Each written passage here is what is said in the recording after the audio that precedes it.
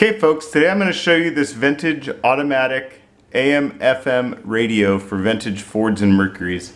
This radio is extremely rare. I believe this fits many Fords of the 60s up till 1963. It may also fit late 50s models. I'm talking like Falcons, Comets, and possibly full-size Fords and that sort of thing. Anyway, it was a very rare accessory back in the day. There was no AM/FM offered by Ford for these models, so this was what was available. It was the only thing that would fit in the dash. Dealers would sell this over their accessory counter and even in new cars, I believe, as a dealer installed accessory. It's in really good cosmetic condition. You'll see more in the pictures, but it looks really, really nice.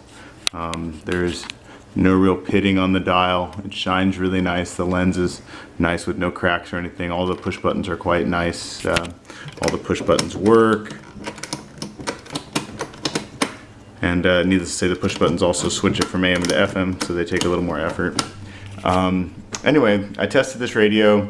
It makes just kind of a burbly sound. It plays sound, and the volume control obviously turns on and off. But it will need to be serviced. There's probably a capacitor or transistor or something that needs to be done inside it.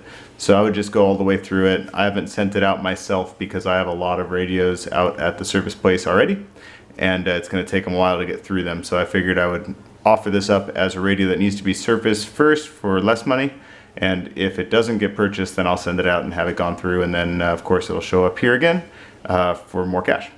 Alright, so I'm just going to show you that it does power up, because that eliminates a lot of the issues that you might have with having it serviced. So we have it hooked up to a 12 volt power supply, an antenna, and a speaker, and I'm going to power it up. The other thing is maybe I'm not hooking it up right.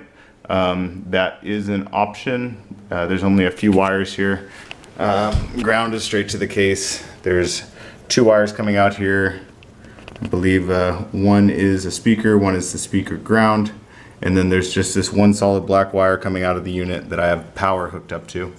It's possible that both of those two wires back there for the speaker are two separate channels, as it has two transistors mounted on the back. But anyway, I'm just going to power it up real quick so we don't hurt it, just show you what it does and then go from there.